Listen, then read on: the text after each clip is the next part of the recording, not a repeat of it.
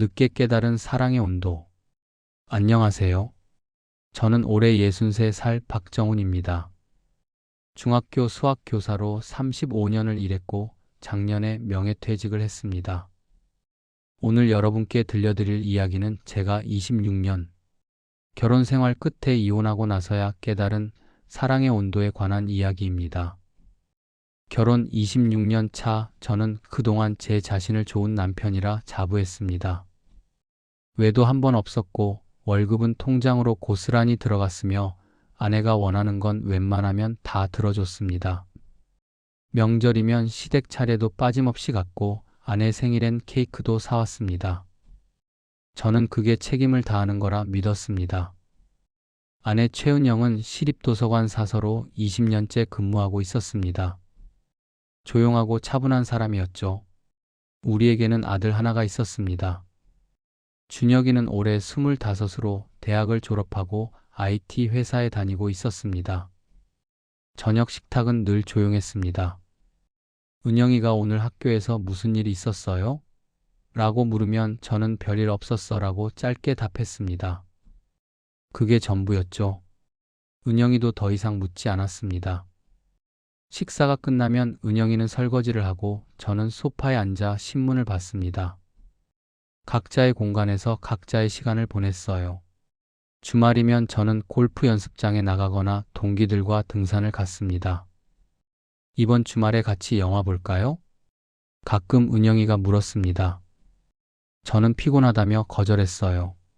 정말 피곤하기도 했지만 솔직히 말하면 같이 있어도 할 말이 없었습니다. 언제부턴가 은영이도 묻지 않게 됐습니다. 그해 겨울 명예퇴직을 결정하게 되었습니다. 교육청에서 권고퇴직 신청을 받는다고 했고 퇴직금도 할증이 붙는다고 했어요. 63살까지 버티는 것보다 지금 나가는 게 낫다고 판단했습니다. 집에 와서 은영이에게 말했죠. 퇴직하기로 했어. 은영이는 접시를 씻다가 손을 멈추고 저를 봤습니다. 언제요? 다음 달 말. 상의도 없이요? 내일인데 뭘 상의해. 퇴직금도 많이 나오고 연금도 받을 수 있어. 은영이는 아무 말 없이 다시 설거지를 시작했습니다. 등이 굳어 보였어요. 하지만 저는 그냥 거실로 가서 텔레비전을 켰습니다. 퇴직 후 3개월쯤 지났을 때였습니다. 매일 집에 있으니 답답했어요. 아침에 일어나도 갈 곳이 없었습니다. 은영이는 여전히 도서관에 출근했고 저는 혼자 남았죠. 점심은 대충 라면으로 때우고 오후엔 텔레비전을 보거나 낮잠을 잤습니다. 어느 금요일 저녁이었습니다. 은영이가 퇴근하고 들어왔어요. 저는 소파에 누워 야구 중계를 보고 있었습니다. 은영이는 부엌으로 가서 저녁 준비를 시작했죠. 30분쯤 지나 식탁에 밥이 차려졌습니다. 밥 먹어요. 저는 자리에서 일어나 식탁에 앉았습니다. 된장찌개, 김치찌개, 생선구이가 놓여 있었어요. 늘 먹던 반찬들이었습니다. 고맙습니다. 은영이가 작은 목소리로 말했습니다. 뭐가? 제가 26년 동안 매일 밥 차려준 거요. 저는 숟가락을 들다 말고 은영이를 봤습니다. 무슨 말인지 이해가 안 됐어요. 당신이 단 한 번도 고맙다고 말한 적이 없어서요. 그래서 제가 대신 말해봤어요. 고맙습니다. 라고. 은영이의 목소리가 떨렸습니다. 매일 아침 6시에 일어나서 당신 아침 차려주고 당신 출근하고 나면 설거지하고 청소하고 빨래하고 저녁엔 퇴근해서 장 보고 저녁 차리고 26년 동안 매일 했어요. 단 하루도 빠짐없이요. 그게 당신은 한 번도 고맙다고 말하지 않았어요. 맛있다고도 수고했다고도 심지어 오늘 뭐 먹고 싶냐고 물어본 적도 없어요. 그냥 차려주면 먹고 늦으면 짜증내고. 은영이가 눈물을 닦았습니다. 이제 퇴직했으니까 시간 많잖아요. 장 보고 밥 짓고 설거지하고 청소하고 직접 해봐요. 그게 얼마나 지겨운 일인지. 은영아, 이제 지쳤어요. 그날 밤 우리는 각자 방에서 잤습니다. 다음 날 아침 은영이는 여느 때처럼 출근했습니다. 저는 침대에 누워 천장을 봤어요. 어젯밤 은영이의 말이 계속 맴돌았습니다. 고맙다고 말한 적이 없다고. 정말 그랬나 싶어서 기억을 더듬어 봤지만 확실히 기억나는 게 없었습니다. 점심때가 되었습니다. 냉장고 속에 반찬통이 몇 개 있었지만 뭘 어떻게 꺼내야 할지 몰랐습니다. 김치찌개 남은 게 있었는데 데울 줄을 몰랐어요. 결국 라면을 끓였습니다. 저녁에 은영이가 들어왔습니다. 은영이는 부엌으로 가지 않고 그대로 방으로 들어갔습니다. 문을 닫는 소리가 들렸죠. 저는 냉장고를 다시 열었습니다. 점심에 먹은 라면이 아직도 뱃속에 남아있는 것 같았어요. 일주일이 지났습니다. 은영이는 저녁을 차리지 않았습니다. 각자 알아서 먹었습니다. 저는 편의점 도시락을 사오거나 배달 음식을 시켜 먹었죠.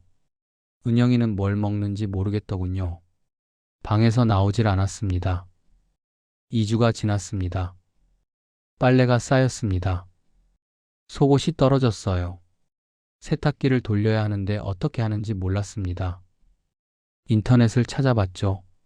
세제를 어디에 넣는지, 코스는 어떻게 선택하는지 하나하나 배웠습니다.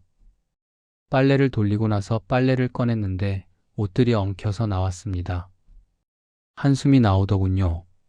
한 달이 지날 무렵 은영이가 말했습니다. 이혼해요. 짧고 명확한 문장이었습니다. 재산은 당신이 조금 더 가져가고 아파트는 제가 가져가요. 당신은 퇴직금이 있으니까 충분할 거예요. 저는 반대하지 않았습니다. 솔직히 말하면 저도 지쳐 있었어요. 매일 눈치 보며 사는 것도 이 냉랭한 공기도 견디기 힘들었습니다. 이혼이 서로에게 나을 거라고 생각했죠. 얼마 후 서류에 도장을 찍었습니다. 아들 준혁이에게 알렸더니 전화 너머로 한숨 소리만 들렸습니다. 이미 예상했어요. 집에 갈 때마다 느꼈으니까요. 두 분이 따로 사는 것 같았어요. 미안하다. 저한테 미안해하지 마시고 각자 잘 사세요. 그게 나을 것 같아요. 짐을 쌌습니다. 26년을 살았는데 제 물건은 캐리어 2개로 충분했습니다. 옷, 책 몇 권, 세면도구가 전부였어요. 은영이는 거실에 앉아 조용히 지켜봤습니다. 현관문을 나설 때 뒤돌아봤습니다. 은영이가 창가에 서서 밖을 보고 있었어요. 저는 잘 살아라고 말하려다가 입을 다물었습니다. 무슨 자격으로 그런 말을 하겠습니까? 바다가 보이는 곳에 원룸을 얻었습니다. 월세 70만 원, 보증금 2천만 원. 20평짜리 작은 집이었지만 혼자 살기엔 충분했습니다. 첫날 밤 침대에 누웠습니다. 너무 조용했어요. 부엌에서 설거지하는 물소리도 방에서 책장 넘기는 소리도 들리지 않았습니다. 이게 제가 원했던 자유인가 싶었죠. 처음 한 달은 솔직히 편했습니다. 아침에 늦게까지 자도 되고 하루 종일 텔레비전을 봐도 잔소리하는 사람이 없었어요. 점심은 편의점 도시락, 저녁은 배달 음식으로 해결했습니다. 빨래는 일주일에 한 번 돌리면 됐고 청소는 한 달에 한 번 하면 충분했죠. 그런데 2달째 접어들면서부터 달라졌습니다. 편의점 도시락이 물리기 시작했어요. 매일 똑같은 맛이었습니다. 배달 음식도 짜고 기름졌죠. 몸이 무거워지는 게 느껴졌습니다. 거울을 보니 얼굴이 푸석푸석하고 뱃살이 나왔더군요. 어느 날 감기에 걸렸습니다. 몸이 으슬으슬하고 목이 아팠어요. 예전 같으면 은영이가 생강차를 끓여줬을 겁니다. 꿀을 타서 따뜻하게 해주던 그 차 말이죠. 저는 약국에 가서 감기약을 사왔습니다. 약을 먹고 이불을 뒤집어 쓰고 누웠어요. 이틀을 꼬박 누워 지냈습니다. 아무도 연락하지 않았어요. 준혁이한테 전화할까 하다가 그만뒀습니다. 아들 괜히 걱정시키고 싶지 않았죠. 결국 혼자 버텼습니다. 사흘째 되던 날 열이 떨어졌어요. 거울을 봤는데 수염이 덥수룩하고 머리가 헝클어져 있었어요. 3일 동안 씻지 못했습니다. 샤워를 하고 면도를 했죠. 그제야 사람 같았습니다. 그날 결심했습니다. 제대로 밥을 해 먹어야겠다고 마트에 갔습니다. 뭘 사야 할지 몰라서 한참을 서성였어요. 다른 사람들 장바구니를 슬쩍 봤습니다. 채소, 고기, 과일, 우유. 저도 비슷하게 담았죠. 집에 와서 요리 유튜브를 켰습니다. 초보자도 쉽게 만드는 김치찌개를 검색했어요. 영상을 보며 따라했습니다. 김치를 썰고 돼지고기를 넣고 물을 붓고 끓였습니다.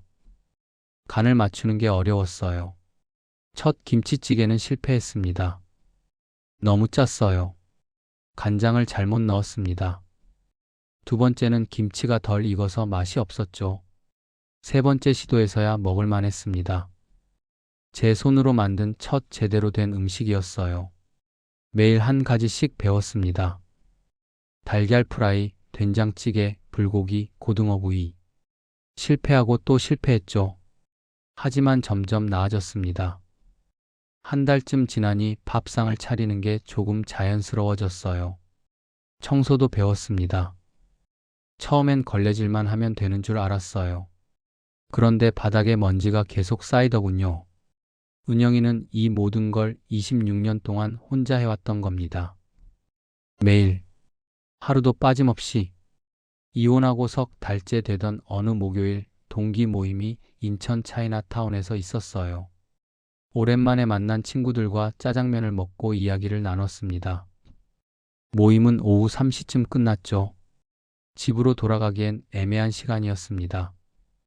날씨가 좋아 차를 몰고 월미도 쪽으로 갔죠. 바닷바람이나 쐬고 가자 싶었습니다. 월미도 해안가에 차를 세웠습니다. 걸어서 카페 거리로 갔어요. 커피 한 잔 마시고 가려고 했죠. 루프탑 카페 간판이 보여서 2층으로 올라갔습니다. 계단을 오르다가 멈췄습니다. 유리창 너머로 익숙한 뒷모습이 보였어요. 한 발짝 더 다가가서 봤습니다. 맞았어요. 전처 최은영이 맞았습니다. 테이블 위에 커피잔이 놓여 있었고 맞은편에는 남자가 앉아 있었어요. 60대 중반쯤 돼 보이는 남자였습니다. 흰 머리가 반쯤 섞인 안경을 쓴 남자였죠. 남자는 은영이에게 뭔가 열심히 이야기하고 있었고 은영이는 고개를 끄덕이며 웃고 있었습니다. 26년 동안 제 앞에서는 한 번도 보지 못한 미소였어요. 눈이 초승달처럼 휘어지고 손으로 입을 가리며 웃는 모습, 어깨가 들썩이며 즐거워하는 모습. 저는 카페 안으로 들어가지 못했습니다. 발이 떨어지지 않았어요. 26년 동안 저는 단 한 번도 은영이를 저렇게 웃게 만들지 못했습니다. 차로 돌아왔습니다. 운전석에 앉아 한참을 그대로 있었어요. 시동을 걸 수가 없었습니다. 유리창 너머의 은영이 미소가 자꾸만 떠올랐어요. 질투가 났습니다. 은영이가 다른 남자와 손을 잡고 웃고 행복해하는 게 견디기 힘들었습니다. 하지만 동시에 알았습니다. 제가 잃어버린 게 무엇인지, 26년 동안 제가 놓쳤던 게 무엇인지. 저는 은영이에게 단 한 번도 오늘 도서관에서 무슨 일 있었어? 라고 진심으로 물어본 적이 없었습니다. 단 한 번도 오늘 수고했어 라고 말하지 않았어요. 단 한 번도 손을 잡고 산책하자고 하지 않았습니다. 저는 은영이와 함께 살았지만 은영이의 삶에는 없었던 겁니다. 다음날 아침 준혁이에게서 전화가 왔습니다. 아빠, 어제 월미도에서 엄마 봤어요? 어떻게 알았어? 엄마가 아빠 봤대요. 아빠, 엄마 요즘 정말 밝아졌어요. 제가 본 엄마 중에 제일 행복해 보여요. 독서 모임도 나가시고 친구들도 새로 사귀시고 등산도 다니시고. 그 남자는 독서 모임 회장님이래요. 정년퇴직한 전직 교수님이시고 엄마 말 잘 들어주시고 같이 책 이야기하는 게 좋으시대요. 준혁이가 한숨을 쉬었습니다. 아빠가 26년 동안 안 해주셨던 거예요. 엄마는 누군가 자기 이야기를 들어주길 바랐던 것 같아요. 알아. 그런데 아빠는 한 번도 안 들어주셨잖아요. 별일 없었어 라고만 하시고 신문 보시거나 골프 가시거나. 목이 메었습니다. 엄마는 결혼했는데 혼자였대요. 매일 밥 차리고 설거지하고 청소하고 그런데 아무도 고맙다고 안 하고 아무도 엄마 이야기를 안 들어주고 미안하다. 엄마한테 미안해하지 마시고 아빠도 아빠 인생 사세요. 아빠가 뭘 좋아하는지 찾아보시고 전화를 끊고 한참을 멍하니 앉아 있었습니다. 준혁이 말이 맞았습니다. 저는 은영이를 붙잡고 있을 게 아니라 제 삶을 시작해야 했습니다. 63인데 제가 뭘 좋아하는지도 몰랐어요. 그날부터 달라지기로 했습니다. 월요일 아침 일찍 일어났습니다. 운동복을 입고 밖으로 나갔어요. 아침 공기가 상쾌했어요. 조깅하는 사람들, 산책하는 노부부들, 강아지를 산책시키는 사람들이 보였습니다. 30분을 걸었습니다. 땀이 났어요. 오랜만에 몸을 움직이니 기분이 좋았습니다. 집으로 돌아와 샤워를 하고 아침을 먹었죠. 제가 만든 달걀 프라이와 된장찌개였습니다. 점심때 동네 문화센터에 전화했습니다. 많은 교육 프로그램을 소개받고 그중 사진을 배워보겠다 했습니다. 솔직히 모르겠습니다. 그냥 입에서 나온 말이었어요. 하지만 나쁘지 않다고 생각했습니다. 카메라를 들고 밖을 돌아다니면 시간도 가고 뭔가 남는 게 있을 것 같았죠. 수요일부터 수업이 시작됐습니다. 오후 2시 문화센터 3층 강의실. 오늘은 카메라 기본 기능부터 배워볼게요. 조리개, 셔터 속도, ISO. 처음 듣는 용어들이었습니다. 머리가 복잡했어요. 하지만 집중했습니다. 필기도 했죠. 이번 주 과제는 일상입니다. 여러분의 일상을 찍어 오세요. 다음날 아침 산책을 나가면서 카메라를 챙겼습니다. 공원의 나무를 찍었습니다. 벤치에 앉은 노부부를 찍었어요. 셔터를 누를 때마다 세상이 다르게 보였어요. 다음 수업에 과제 사진을 가져갔습니다. 강사가 제 사진들을 하나씩 봤어요. 노을 사진, 나무 사진, 노부부 사진. 좋네요. 시선이 따뜻해요. 감사합니다. 다른 수강생들도 제 사진을 봤습니다. 박수를 쳐줬어요. 얼굴이 화끈거렸습니다. 부끄럽기도 하고 뿌듯하기도 했죠.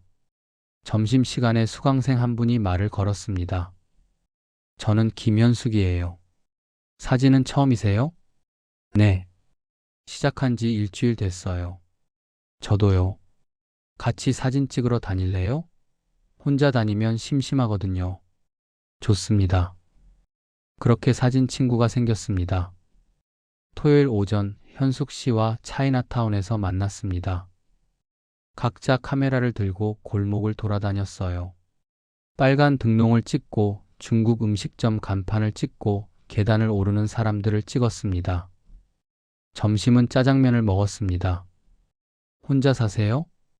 현숙 씨가 물었습니다. 네. 작년에 이혼했어요. 저도요.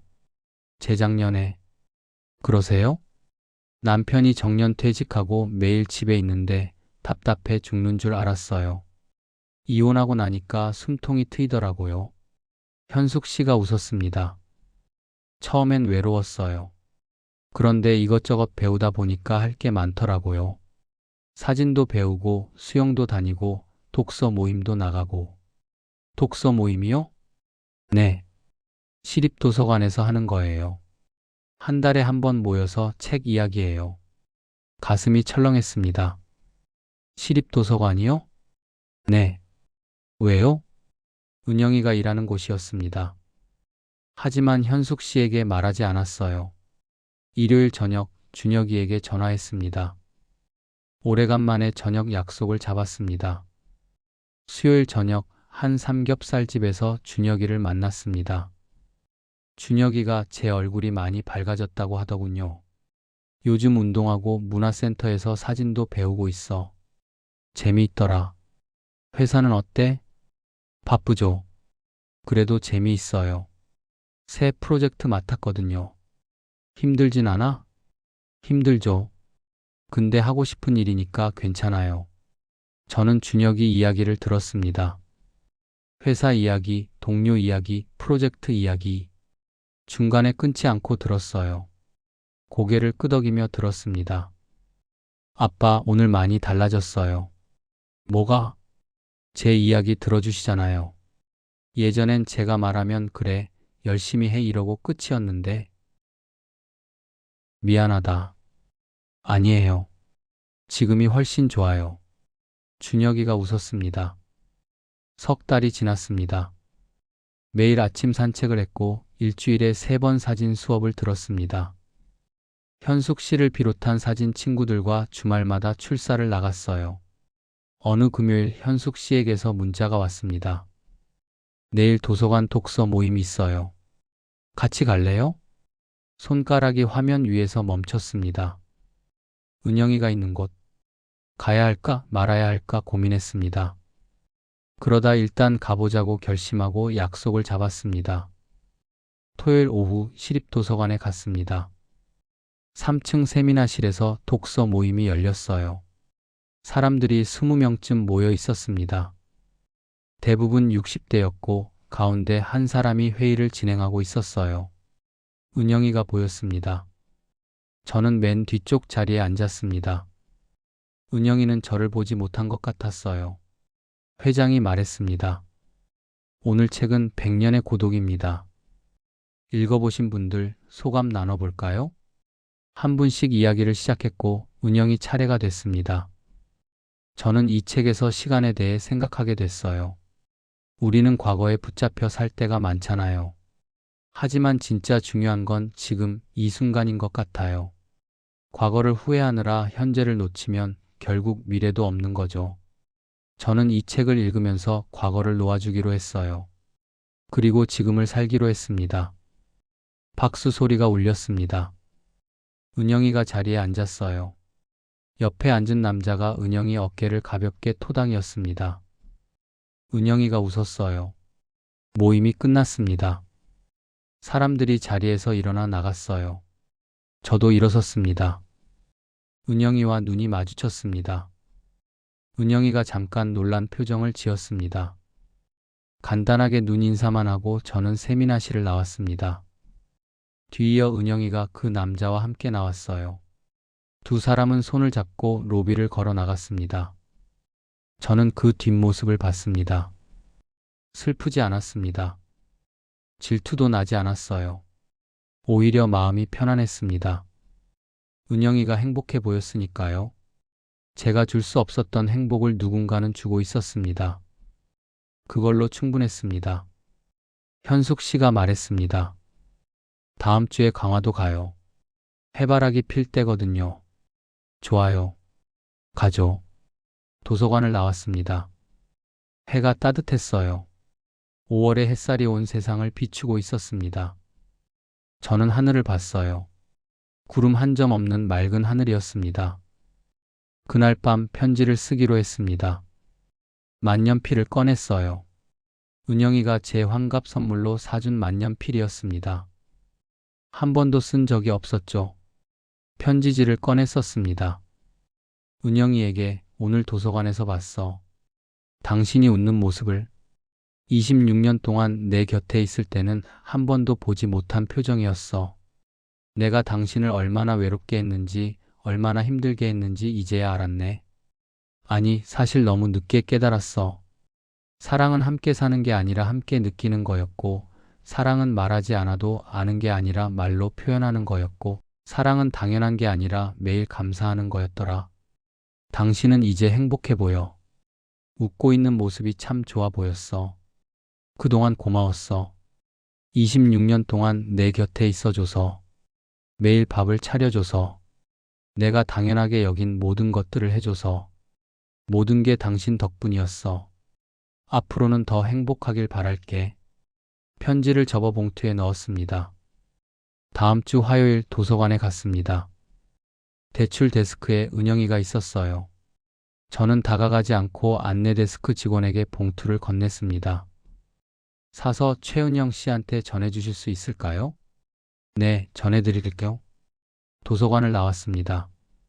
답장을 기대하지 않았습니다.